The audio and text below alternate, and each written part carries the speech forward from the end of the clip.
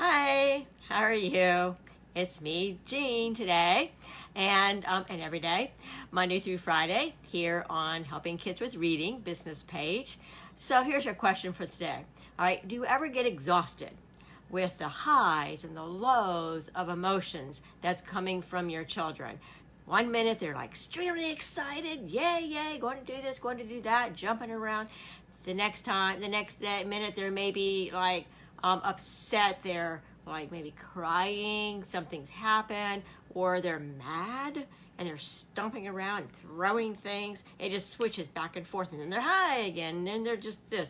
And it gets exhausting, as a mom to follow along these emotions that are going on. You're like, okay, so because we have figured out how to regulate our emotions, or at least most of us have been able to regulate them, so we kind of keep that even keel.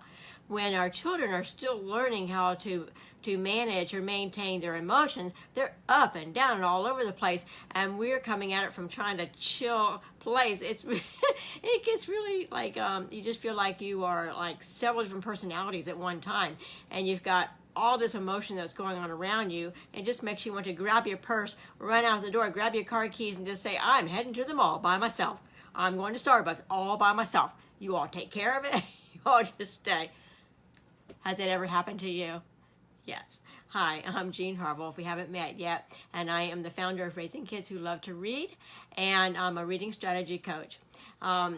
This week we've been talking about executive function skills, and today is basically the one about self-control, controlling that emotions. So I'm also, like I said, I'm on my page, and helping kids with reading, and I go live Monday through Friday each day, and just kind of giving some little tidbits and strategies on different things that actually lead up to reading. Where am I going with this and reading, right? Why are these things important with being able to read and to do that hard thing of comprehension, right? That a lot of our kids have trouble with. So also, we move on. Okay, so like most children go through these stages, these learning stages of trying to control their emotions, right? And so sometimes they're not sure what to feel. They may start like something that's really like maybe in school or at homework, or just maybe even around the house, something that they've been asked to do to learn. And it's hard, it's a little complicated, and they find it to be challenging. So sometimes what they'll do is if they are the type of child who's very impulsive and has a high level of emotion, they don't know how to regulate it, then they will probably just try it one time, they're done, I'm bored. I'm not doing that anymore, it's boring. But really what they're saying is, it's hard. They don't know the difference, like if something's boring or if it's hard or challenging. Because for the child who's impulsive, they'll try it. They'll try it one time. They don't want to wait for you to explain it to them for the instructions. And they also don't want to repeat a task over and over again so it can become automatic, so that they can just naturally pull it out and to use it and build upon that information. They don't have time for that. They are up and running and taking off. So if they cannot get something right away or understand it right away, I'm done, I'm bored. It's boring. So when they say it's boring, it means it's hard. And so they need some help with that. And so one of the things you can do is give them bite-sized pieces of this new skill that you are trying to teach them or they need to know, whether it's school-related or something around the house or something that they, if they are interested in learning about. Maybe they saw something on their phone or a video or something about a plant or dinosaurs or something like that, and they were interested in that and they want to learn more. Well, they want to know it like now. Like, put that stuff in my head now. I don't want to go through the task of looking it up and reading about it and looking at all the details and coloring pictures or anything like that. I don't want to do that. I want that information now, right here. So if it doesn't come to them quickly, like right here, now, it's boring, I'm done, no more, right? And so regulating that emotions, that is the executive skill of self-control. And it's hard. So as moms, we want to help them with that. We want to be present with them and not on our phones or doing 100 million other things like we moms can multitask, right? But to just sit with them and have your total focus, because what you want to do is model focus, model alertness and sustained attention on something. And when your child starts off task, gently bring them back and say, let's work on this right now. And in 5 minutes, you can even set a timer if that doesn't distract them. Sometimes it might distract them.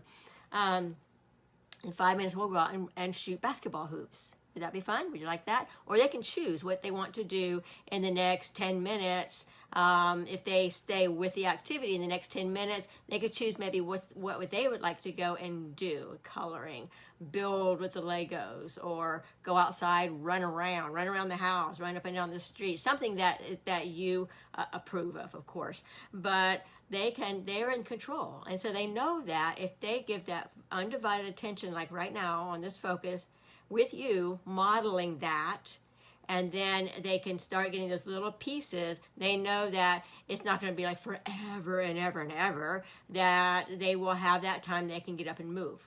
And they can, move and they can process, because it is, when you learn something new, you need to move. And there is research about that after you've sat and you've learned something, some little something, to get up and dance and to move around is a really good thing. It helps to cement that information into your brain. It activates the brain, I forgot what part of the brain it activates, but executive function probably, to where it takes in that information. And so then you can sit and then learn another piece and then become active, and you can take that information in. So that's one of the things that, for those of you who have your kids that go to school, that's one of the things that school's missing out with, is teach your kids a little something and then stand up and do a little dance or a little jig or something just to get them moving, and then sit them down and teach them another little something and get them up and moving. So it does take some regulation of traffic control when you do that in the classroom.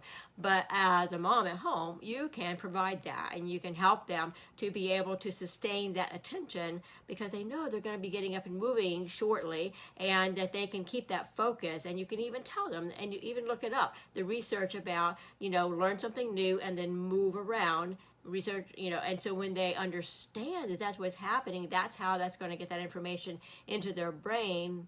They're like, cool, let's do this, right? And so you get them on board.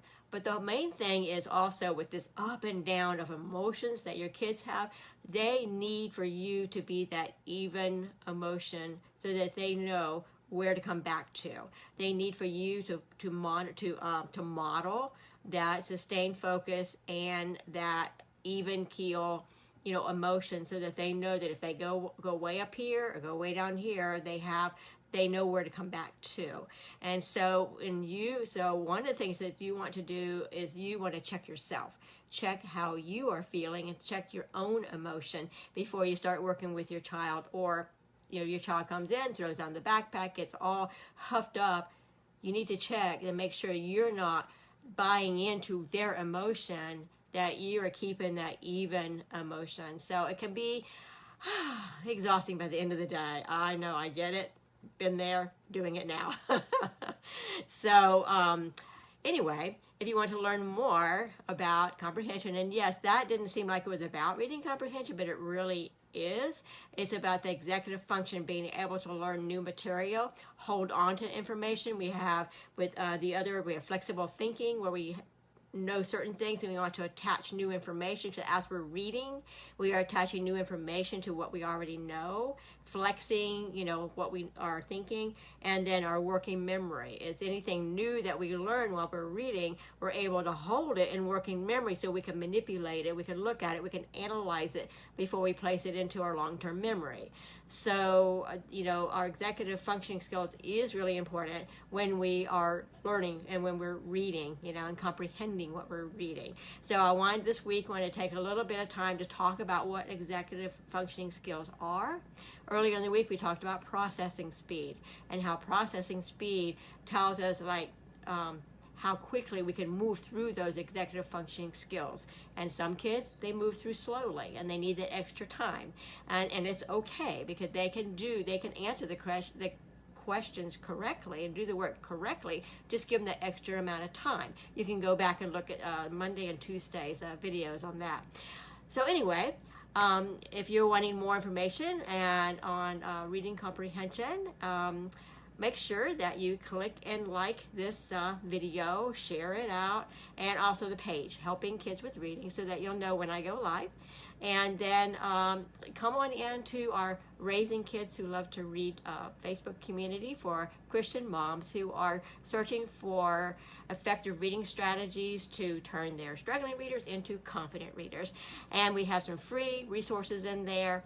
And then there's some cool things are going to be happening in the next couple of weeks. So y'all need to come on inside and take a look and see, kind of hang out with us and see what's up. What does Jean have up her sleeve? Right now I have short sleeves on. Anyway, y'all have a blessed day. I'll see you. Bye.